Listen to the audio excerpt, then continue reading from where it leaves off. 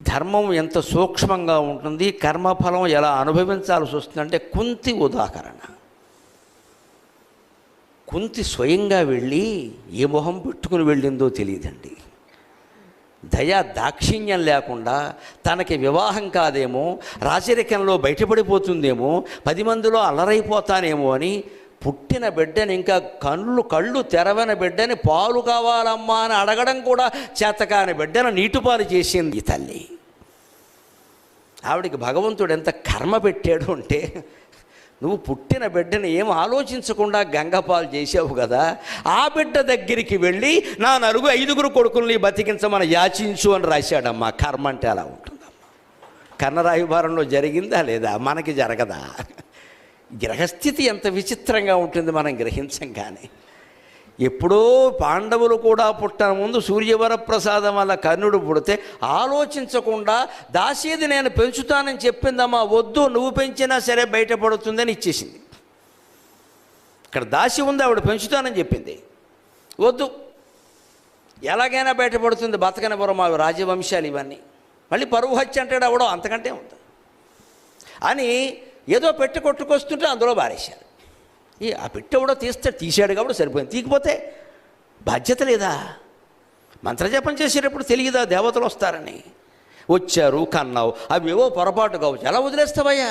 అవసరమైతే ఆ పెళ్లి మానేయాలి, ఆ వంశం మానేయాలి, నా బిడ్డ సూర్యవర ప్రసాదం అని బహిరంగంగా ప్రకటించాలి. ఏదో మానవులతో సంబంధాలు పెట్టుకుని కన్నవాళ్ళనే ప్రకటిస్తారే, దేవతా సంబంధాన్ని ప్రకటించడానికి మొహమాట పడవలసిన పని ఉందండి. తన పరువు కోసం మొహమాట పడింది. అందుకే కుంతికి భగవంతుడు ఎటువంటి గతి కల్పించాడంటే, కృష్ణుడు ఏమీ ఎరగనట్టుగా వచ్చి, అత్త నేను ప్రయత్నం చేశాను, కర్ణుడు లొంగలేదు, నువ్వు వెళ్ళి అన్నాడు. ఎందుకంటే ఆయనకి చేతకాక కాదమ్మా, ఆవిడ వెళ్ళినా పని జరగదని తెలుసు. ఈ కర్మ ఈవిడ అనుభవించాల్సిందే, తప్పదు. కర్ణుడు ఏం నేరం చేశాడని వదిలేస్తారండి పుట్టిన బిడ్డని? పెద్దయ్యాక దుర్యోధనుడితో స్నేహం చేశాక ఆయన దుర్యోధనుడిని సమర్థించడం తప్పు కావచ్చు, వస్త్రాపహరణం జరుగుతుంటే వ్యభిచారి అయిన ద్రౌపదిని నిందించవచ్చు, అవన్నీ తప్పులే కావచ్చు. కానీ పుట్టిన పసిబిడ్డ ఏ నేరమూ చేయలేదే. పిల్లలు లేనివాళ్ళు లేరు అని చచ్చిపోతుంటే, ఉన్నవాడిని సహజ కవచ కుండలాలతో పుట్టినవాడిని బంగారు కొండ అంటామే. మన పిల్లాడు ఎంత దరిద్రంగా ఉన్నా బంగారు కొండ అంటామే. కర్ణుడు నిజంగా బంగారు కొండ అండి, బంగారపు కవచమా, బంగారపు కుండలాల అలాంటి బిడ్డను వదిలేస్తారా? లోకాన్ని ఎదిరించి ఆయన పెంచుకోవాలి తప్ప. ఈరోజు భాషలో చెప్పాలంటే, ఇష్టం వచ్చిన భోగాలు అనుభవించేటప్పుడు ఏ మాట లేదా, దాని ఫలితాన్ని మాత్రం మనం తోసిపారేస్తామా? భగవంతుడు ఊరుకుంటాడు. కుష్ఠుడే స్వయంగా కుంతి దగ్గరికి వెళ్ళి, అత్త ఎందుకు అడుగుతున్నాను ఆలోచించు, నువ్వు వెళ్ళు, నేను చెప్పాను. అయ్యా నువ్వు చెబితేనే విన్నవాడు, నేను చెబితే వింటాడా అంటే, లేదు, ఒక ప్రయత్నం చెయ్యి. ప్రయత్నం లోపం ఉండకూడదు, ప్రయత్నం ఫలించకపోతే మనం బాధపడకూడదు, ప్రయత్నమే చెయ్యకపోతే బాధపడాలి.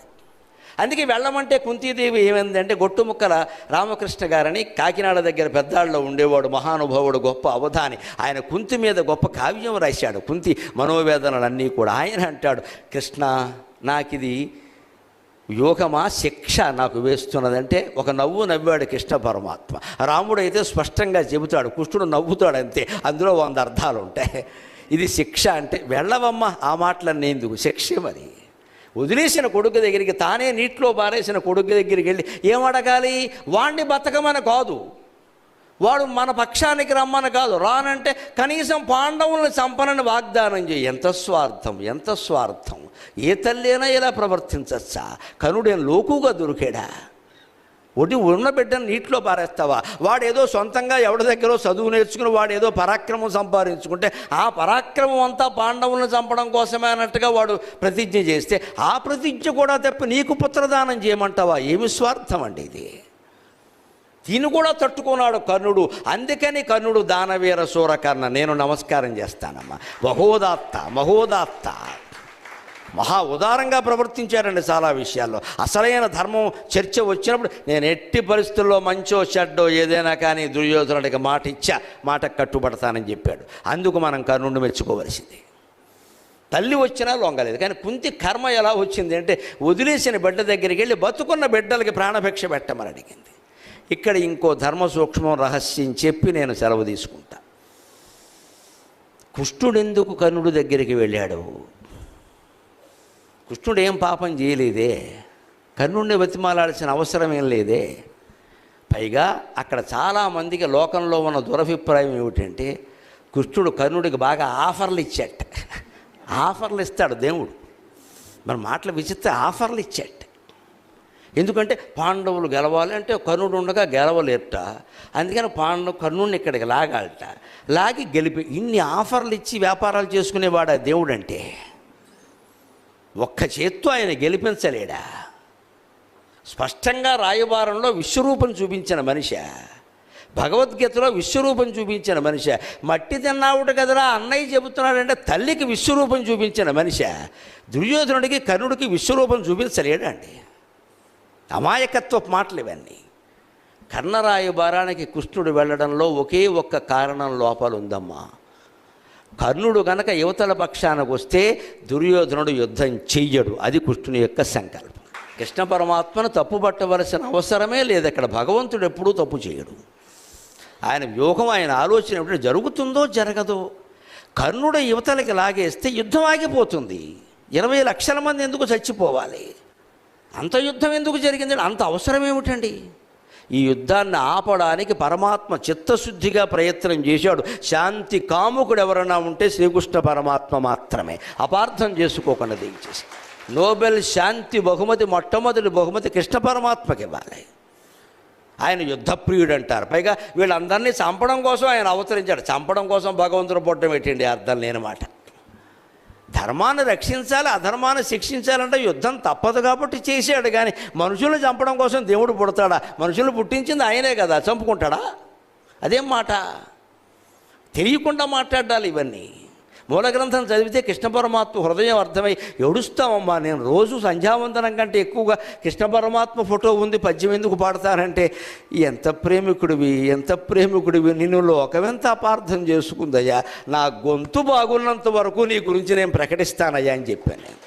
అలాంటి కృష్ణుడు యుద్ధం ఎందుకు చేయిస్తారండి? కర్ణుని ఇక్కడికి రాగడంలో ఆయన ఉద్దేశం ఏమిటంటే యుద్ధం ఆగిపోతుంది అనడానికి ప్రమాణం ఏమిటంటే కర్ణుడు చనిపోగానే ఆగిపోయింది నిజంగానే.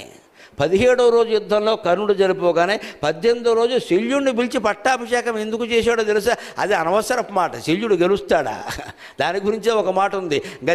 గతే భీష్మే గతే ద్రోణే గతే కుండలమండితే ఆశా బలవతీ రాజన్ శల్యో జేష్యతి పాండవాన్. భీష్ముడు చనిపోయాట, ద్రోణుడు చనిపోయాట, కర్ణుడు కూడా చనిపోయాట, శల్యుడు గెలుస్తాట. దుర్యోధనుడు ఆలోచనకి ఏమైనా అర్థం ఉందా? పైగా ఈ శల్యుడు ఎవరు? వాళ్ళ మీద గెలవడం ఏంటండి? అర్థం లేని మాట. ఒక్కోసారి చూడండి, రాజకీయ పార్టీలు కూడా చాలా తెలివిగా ప్రవర్తిస్తారు. ఎవడైనా ఓడిపోవాలని అనుకుంటే వాళ్ళ పార్టీ తరఫున బలహీనుని పెడతారు. అక్కడ ఎవరన్నా పలానా ఎక్స్ పార్టీ వాడు గెలవాలి, మనవాడు ఓడిపోవాలంటే బలహీనమైన వాడు పెడతారు. నన్ను ఎందుకంటే ఎక్కడ పెట్టారు? ఆయన సింహం లాంటి వాడు, ఆయన మీద నేను గెలుస్తానంటే ఏమంటారు? నువ్వైతేనే అంటారు. ఏం లేదు, ఓడిపోవాలని వీళ్ళ ఉద్దేశం. ఇక్కడ వీడు పోవాలి, వీడు పార్టీలో వీడు గెలిస్తే ప్రమాదం. రాజకీయాలు అర్థమైతే మొత్తం ప్రవచనాలన్నీ అర్థమవుతాయి. భారతం కూడా బాగా అర్థం. అందుకే పేపర్ రోజు చదువుతా, పొద్దున్న గంట సేపు చదువుతా. ఈ కుళ్ళంతా తెలుసుకోవాలి విషయం, అప్పుడు ఇది ఇందులో పెట్టాలి. లేకపోతే లోకవార్థం కాదు. ఇక్కడ మొత్తం ప్రపంచం అంతా మనకి ఇచ్చేస్తున్నారు. ఇక్కడ చాలు 10 రూపాయలు, 7 రూపాయలు ఇంత చేస్తే సప్తద్వీపాలు వచ్చేస్తాయి అందులో. అవన్నీ చదివితే మొత్తం అర్థమైపోయింది ప్రపంచం అంతా. ఇంకా వేరే ఏదో చూడాల్సిన పని, రూమ్లోకి కదలాల్సిన పని లేదు ఇక్కడ. ఇంకొక మాట చెబుతా. ఈ ఆఫర్లు ఇచ్చాడు అసలు. ఎక్కడ మూల భారతంలో మీరు వ్యాస భారతం చదవండి, నీకు పట్టాభిషేకం జరుగుతుందన్నాడు. ఎందుకంటే అన్నగారు కదండి, ధర్మరాజు ఒప్పుకుంటాడు. అందరికంటే ముందు పుట్టాడు కదా. ఈయన సూర్యవరప్రసాదం అయితే వాళ్ళు దేవతల వరప్రసాదమే కదా. అందుకని ఒప్పుకుంటాడు, అనుమానం వెళ్ళ. ధర్మరాజును శంకించక్కల. అంచేది నీకు పట్టాభిషేకం చేయిస్తా. అర్జునుడు నీకు గుర్రాలు తోలుతాడు, అభిమన్యుడు నీ పక్కనే ఉంటాడు, భీముడు నీకు వింజామర వేస్తాడు, ఇవన్నీ చేయిస్తాడు. పొరపాటును కూడా కర్ణరాయబారంలో శ్రీకృష్ణ పరమాత్మ ద్రౌపది నిన్ను చేసుకుంటుందనే మాట మాట్లాడలేదండి. ఇది పచ్చి అబద్ధం. మీరు మూల భారతం చూసుకుంటూ తెలుస్తుంది. అక్కడ ఆయన అన్న మాట ఏమిటంటే రాజన్యారాజకన్యాశ్చాప్యానయంత్యభిషేచనం షష్ఠే కాలే తదా త్వాం వై ద్రౌపద్యనుగమిష్యతి. ఇది మూల భారతంలో ఉన్న శ్లోకం. మల్లాది చంద్రశేఖర శాస్త్రి గారు మహానుభావుడు ఈ శ్లోకాన్ని బయటపెట్టి ద్రౌపది విషయంలో, కర్ణుని విషయంలో, కృష్ణుని విషయంలో ఉన్న అపార్థాన్ని తొలగించాడు. ఆ జగద్గురువుకి నమస్కారం. మహాపండితుడు, మహామేధావి. ఆయన తొలగించాడు, ఏముందో చదువుకోండి అన్నాడు. అక్కడ కృష్ణుడు ఏమన్నాడు అంటే కర్ణుడికి పౌరుషం కలిగేలా ఒక మాట మాట్లాడాడు.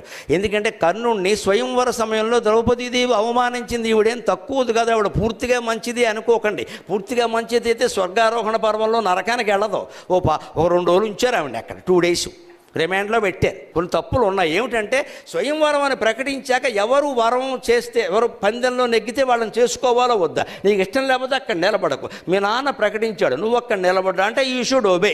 సీత ఇష్టపడిందా లేదా? రాముడిని ముందే ఏం ప్రేమించలేదండి ఆవిడ. ఎవరు వీళ్ళు విరుస్తారో ఆవిడకి తెలియదండి. ద్రౌపది ఏం చేసిందంటే తండ్రి గారు అక్కడ మత్స్యయంత్రం అని ప్రకటిస్తే వేదిక మీద నిలబడింది. తండ్రి యుద్ధం నిలుచున్నది ద్రౌపది ముద్దుల పెండ్లి కూతురైన కరుణశ్రీ గారు రాసినట్టే నిలబడింది. కానీ దుర్యోధనుడు వచ్చాడు, కొట్టలేకపోయాడు, మాట్లాడలేదు.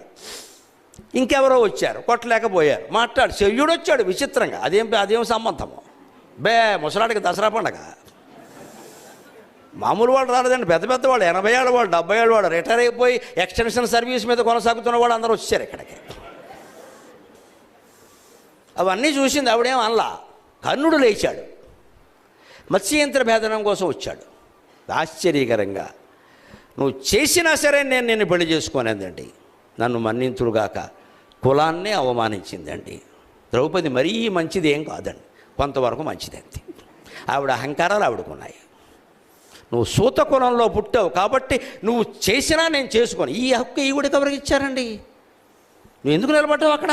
పందెం అంటే పందెమే, మళ్ళీ ఇక్కడ షరతులు పెడతావేటి? మంటెత్తిపోదా కర్ణుడికి. నా కులాన్ని బట్టి నేను పౌరుషం ఉన్నా సరే, పరాక్రమం ఉన్నా సరే నన్ను చేసుకోరా?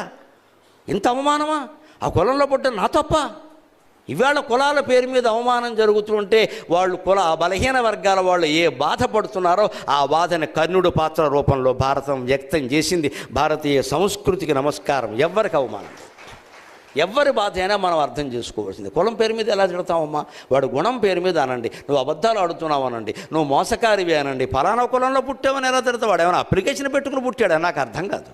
ఈ మాట నోటమ్మట రాకూడదని ఇవాళ సమాజంలో ఘర్షణలకు అదే కారణం. దానికి భారతం సమాధానం చెప్పింది. ఈ మాట ద్రౌపది అంది, అది కర్ణుడికి మనస్సులో ఉండిపోయింది. నేను ఎంత సమర్థత ఉన్నా సరే కులం పేరు మీద నన్ను అవమానిస్తారేంటి?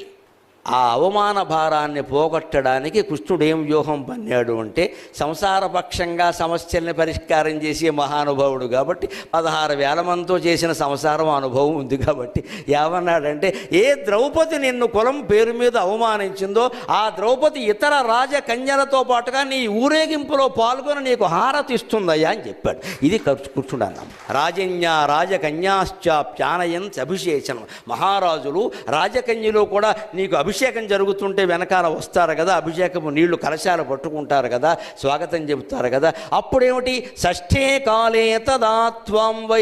ఈ విషయంలో తిక్కన గారు కూడా పొరపాటు పడ్డారు, నన్ను మన్నించండి. అంచితముగా నిన్ను బంధు నారువురి వరుస నన్ను పద్యం రాసేశాడు ఆయన. పంచాల రాజపుత్రియు అంచితముగా నిన్ను బంధు నారువురి వరుసను పొరపాటు పడ్డానికి కారణం ఏమిటంటే, షష్ఠే కాలే తదాత్వం వై అన్నాడు. అంటే 6వ వాడుగా నిన్ను వరిస్తుంది అనుకుని తిరుపతి వెంకట కవులు సహా తిక్కన గారు సహా పొరపాటు పడ్డారు. మహానుభావులు పొరపాటు పడరని ఏం లేదు అక్కడ. ప్రమాదో ధీమతామపి అన్నారు. కాస్త సూక్ష్మంగా ఆలోచించకపోతే పొరపాటు పడతారమ్మా, దానికే ఉంది, పెద్ద విషయం కాదు అది.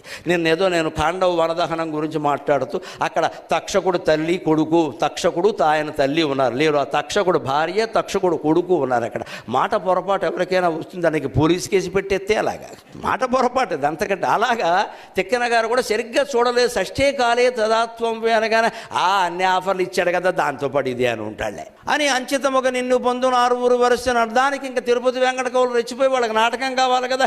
ఏ సతి వన్నిలో జనయించెను జన్నమునచ్చు వేళ ఉన్నే సతి పండి వేళ నృపులెల్ల పరాజితులైరి క్రీడిచే ఏ సతి మీది మోకమున ఇంతలు చేసిరి నీవు రాజు నిన్న సతి పెండ్లి ఆడగలదు 6వ భర్తగా సూర్యనందన అని వీళ్ళు పద్యం రాసేశారు. వీళ్ళు ఏ రాసేశారు? చప్పట్లు కొట్టేశారు, అయిపోయింది. మరి ద్రౌపది బతుకేమైపోయింది, కృష్ణుడు బతుకేమైపోయింది. ఈయన ఆఫర్లు ఇచ్చేవాడికి తయారయ్యాడు. మధ్యంతర మార్తాండులాగా కర్ణుడు వెలుగొందుతున్నాడు. ఈవేళ చంపకపోతే ఇంకెప్పుడు చంపలేం అనే మాట వచ్చింది. వెంటనే కృష్ణ రథాన్ని నేరుగా కర్ణుడి దగ్గరికి పోని, ఈవేళ కర్ణుడో నేనో తేలిపోవాలన్నాడు. ఈయన రథాన్ని అటు పోనిచ్చాడు, సారథి కర్తవ్యం కదా. అప్పుడు కర్ణుడు ఘటోత్కజుడిని చంపిన ఉత్సాహంలో బ్రహ్మాండమైన తేజస్సుతో ఆయన తండ్రి సూర్యనారాయణుని తేజస్సుతో వెలుగొందిపోదు. రశ్మిమంతం సముద్యంతం భాస్కరం పూజయేస్వ వివస్వంతం భాస్కరం భువనేశ్వరం అని ఆదిత్య హృదయంలో చెప్పినట్టుగా ఆయన వెలుగొందిపోతున్నాడు అక్కడ. ఆ కర్ణుడిని చూసేసరికి అర్జునుడికి కూడా భయం వేసిందండి. జీవితంలో భయాలు ఎలా ఉంటాయి? అర్జునుడు అనగానే భయం లేదు అని ఆయన భయపడ్డాడు. భారతంలో స్పష్టంగా ఉంది. ఒక్కసారి ఇలా చూసి మాధవ మన రథమును వెనుక కుమరల నిమ్ము అన్నాడు. ఇంత తేజస్సుతో వెలుగొందుతున్న కర్ణుడిని ఇప్పుడు చంపడం కష్టమేమో అని అనకుండా వీరుడు అలా అంటే కష్టం కదా. అప్పటికి ఈయనకు అనుకూలంగా ఒక వార్త తెలిసింది. ఏమంటే కర్ణుడి చేతిలో ధర్మరాజు ఓడిపోయి బాధపడుతున్నాడు, శిబిరంలో ఉన్నాడు, పారిపోయాడు. ధర్మరాజు కర్ణుడి చేతిలో ఓడిపోతే ఈయన నేల మీద పడిపోయాడు. కర్ణుడు వెంటనే ధనుస్సు కొస ధర్మరాజు బొడ్డు మీద పోరా జోదగాడి మీద పందెలాడుకున్నారు, అక్కడ నువ్వొత్తావు యుద్ధానికి పో అన్నాడు. అంతే. ఆ మాట ధర్మరాజుని ఎంత చెలింపజేస్తుంది. ఆ మాటతో ఆయన శిబిరానికి వెళ్ళాడు. ఆ వార్త కృష్ణుడికి తెలిసింది. అర్జునుల్లో ఉండేటువంటి నిస్తేజాన్ని గమనించాడు. ఊరికే అనక్కల కొన్ని వేల మందితో పోరాడు వచ్చాడు. మధ్యాహ్నం 3:30 వరకు ఉండదా? మళ్ళీ కర్ణుడితో యుద్ధం చేయమంటే ఎలాగా? విశ్రాంతి ఉండాలి కదా. అందుకని ఆలోచిస్తే ఈయనేమో పౌరుషానికి పెడుతూ మాధవా మన రథమును మరలనిమ్ము అంటే అర్థమైంది నాయన, నువ్వు ఇప్పుడు వెనక్కి వెళ్ళడం అవసరం కూడా. ధర్మరాజును కర్ణుడు బాధించాడయ్యా, ఆయన్ని కాస్త 4 మాటలతో ఓదార్చి వద్దామన్నాడు. మా అన్నగారి యొక్క జీవితం నాకు చాలా ప్రధానం, అందుకని వెనక్కి పోలేను. అన్నగారి జీవితం ఎంత ప్రధానమో కర్ణుడు తేజస్సుకు తట్టుకోలేకపోవడం కూడా అంతే ప్రధానం. విషయం అంతే. వాస్తవం మనకేమి ఇక్కడ మనం అర్జున ఫ్యాన్సు కాదు, కర్ణ ఫ్యాన్సు కాదు. ధర్మానికి ఒక్కడికే నేను ఫ్యాన్. ఏది జరిగిందో అది చెప్పడమే అంతే. ఇప్పుడు కర్ణవధలో ఉండే సూక్ష్మాన్ని గమనించండి. కర్ణుడు మనం అనుకుంటున్నంత దాత కాదు, మనం అనుకుంటున్నంత వీరుడు కూడా కాదు. దాత కాదు అనడానికి కవచకుండలాల తప్పితే ఆయన చేసిన ప్రసిద్ధమైన దానం ఏది వ్యాసభారతంలో లేదు. దయచేసి పుట్టగింపు కథలు నమ్మకండి. ఆయన ఏదో శ్మశానంలో ఉన్నాడు యుద్ధరంగంలో, ఆయన బంగారు పన్నెడిగితే దానం ఇచ్చాడు, లేకపోతే ఏదో ఇల్లు కూలగొట్టి దానం ఇచ్చాడు. ఇవన్నీ కట్టు కథలమా, జానపద భారతాలమని. పల్లెటూళ్ళలో చెట్టు కింద చుట్టకాల్చుకునేవాడు సరదాకి చెప్పుకున్న కథలమా, ఎక్కడా లేవు. ఆయన చేసిన ఒకే ఒక దానం కవచకుండలాలు. అది అరణ్య పర్వ సమయంలో చేశాడు, చివరిలో కాదు. ఇంద్రుడు అప్పటి నుంచి ప్రణాళికతో ఉన్నాడు. ఆ విషయంలో ఆయన మెచ్చుకోవలసిందో దండం పెట్టవలసిందో. శరీరాన్ని కోసి ఎవరిస్తారండి? అది గొప్పవే. ఆయన దాతే, కానీ ఇంకా దాన్ని పట్టుకుని అనేక కథలు సృష్టించద్దు. సరే, అది వదిలిపెట్టాను. వీరుడు అంటారా, మహావీరుడు అంటారా? ద్రౌపదీ స్వయంవరంలో అర్జునుడి చేతుల్లో, భీముడి చేతుల్లో, బ్రాహ్మణ వేషాల్లో ఉన్న వాళ్ళ చేతుల్లో ఓడిపోయాడు. పైగా ఏమన్నాడు అంటే బ్రాహ్మణులు కాబట్టి నేను యుద్ధం చేయను అన్నాడు. ఓడిపోయాకంటే ఆ మాట ఎలాగ ముందే అన్నాడు. ఘోషయాత్ర సందర్భంలో చిత్రాంగదుడి చేతుల్లో, చిత్రరథుడనే గంధర్వుడి చేతుల్లో ఓడిపోయి పరిగెట్టాడు, దుర్యోధనుడిని కాపాడుకోలే. ఉత్తర గోగ్రహణంలో అర్జునుడు ఒక్కడే సమ్మోహనాస్త్రంతో మొత్తం జయించాడు. ఏమైంది? ఈ కన్న మహారాజుల వారి పరాక్రమం. అంత గొప్ప వీరుడేం కాదు, అర్జునుడితో సమానమైన వీరుడైతే కానే కాదు. ధర్మరాజు భయపడ్డాడు, అది వేరే విషయం. ధర్మరాజు చాలా వాటికి భయపడతాడు. అంత మాత్రం చేత కర్ణుడిని వీరుని చేయ. కర్ణుల్లో ఉండే ఒకే ఒకటి మనం జారిపడవలసింది ఏంటంటే కన్న తల్లి చేతనే అన్యాయానికి గురయ్యాడు. ఆయన దైవోపహతుడు, దురదృష్టవంతుడు, మహానీతిపరుడు అనద్దు, అలాగని అవినీతిపరుడు అనద్దు. పరిస్థితుల వల్ల ఆయన దుష్టుడుగా మారాడు, దుష్ట చతుష్టయంలో ఒకడయ్యాడు. ఆ దుర్యోధనుడు కులాతీతంగా మాట్లాడే కాస్తే పెద్ద ఉపన్యాసం ఇచ్చేసి, లోపల భావాలు ఎలా ఉన్నా పైకి మాత్రం ఉపన్యాసం ఇచ్చి ఈయన గారికి అంగరాజ్యం ఇచ్చేసరికి ఈయనకి ఒళ్ళు తెలియక ఇంక నేను చర్మం ఒలిచి నీకు చెప్పులు కుట్టిస్తాననే స్థితికి వచ్చాడు. అది ఆయన్ని బానిసన చేసింది దుర్యోధనుడు. అందువల్ల ఆయన యుద్ధం చేశాడు. అందుకే ఈయన ద్రౌపది వస్త్రాపహరణం జరిగే సందర్భంలో ఆవిడ సభలో గడిచుకొస్తే మున్నోడి తన్నోడనా, తన్నోడి నన్నోడనా, నన్నోడి తన్నోడనా అని అంటే ఈ పద్యాలన్నీ ఏమిటి? ఇక్కడ ఆవిడ 5గురిని పెళ్లి చేసుకుంది, 6వ వాడిని చేసుకోమని ఒక వేశ్య ఎంతమందిని చేసుకుంటే అన్నాడు. మంటెత్తిపోదండి ఎవరికైనా. కర్ణుడు లాంటి మహానుభావుడు అనవలసిన మాటేనా? ఆయనకి జరిగిన చిన్నతనంలో అవమానం ఏదో జరిగితే నీ కులమేమిటి, ఒక రాజకుమారుడితో పోరాడడానికి నీకు ఉండే అర్హత ఏమిటని ప్రశ్నిస్తే నీకెంత అవమానంగా అనిపించింది. ఒక క్షత్రియ స్త్రీని నలుగురిలోకి ఈడ్చుకొచ్చినప్పుడు నువ్వు వేశ్యవే అంటే మరి ఆవిడకెంత అవమానంగా ఉంటుంది. మన అవమానమే ఎక్కువ, అవతల వాళ్ళ అవమానం తక్కువ అంటే అలా. కులపరమైన అవమానం ఎక్కువైతే స్త్రీని స్త్రీగా గౌరవించకుండా అవమానించడం మరింత ఎక్కువ కదా. అది మనిషి ఎప్పుడు ఎలా ఆలోచిస్తారంటే భారతం మనకు చెబుతున్నమాట, తన స్వార్థం గురించి ఆలోచిస్తాడు. తనకు జరిగింది ఏదైనా ఎక్కువ, ఎదుటి వాళ్ళకి జరిగిందంతా తక్కువ. ఈ ఆలోచనలతోనే ఆయన రెచ్చిపోయాడు. కానీ అక్కడ పరిస్థితి కూడా ఏంటంటే ఈయన యుద్ధం చేస్తుంటే రథం కృంగిపోయింది, బ్రాహ్మణ శాపం. అంతకుముందే ఆ శాపం ఉంది, యుద్ధ సమయంలో నీ రథం కృంగిపోతుంది. అంతేకాదు ఈయన బాణాలు వేశాడు అర్జునుడి మీద. అస్త్రాలు ఏవీ లేవు ఈయన దగ్గరనే, దీపావళి బాణాలే ఉన్నాయి. ఇక్కడ అస్త్రం తీసేసరికి ఏమవుతుంది? అస్త్రం వేరు, శస్త్రం వేరు, గుర్తుపెట్టుకోవాలి. అస్త్రం వేరు, బాణం వేరు. బాణం అంటే మామూలు పుల్ల, ఓ ఎనపది పోని కమ్మి కడ్డి. అస్త్రం అంటే మంత్రపూర్వకమైంది అస్త్రం. అందుకని వారుణాస్త్రం, వాయువ్యాస్త్రం, సౌరాస్త్రం, గరుడాస్త్రం, అవి అస్త్రాలు. వాటికి మంత్రాలు ఉంటాయి వెనకాల. ఆ మంత్ర జపాన్ని ఆ వీరుడు ఇంటి దగ్గర కొన్ని లక్షల సార్లు చేస్తాడు. అప్పుడు యుద్ధరంగంలో ఒక్కసారి చేసినా అది ఫలిస్తుంది. ఎలాగా?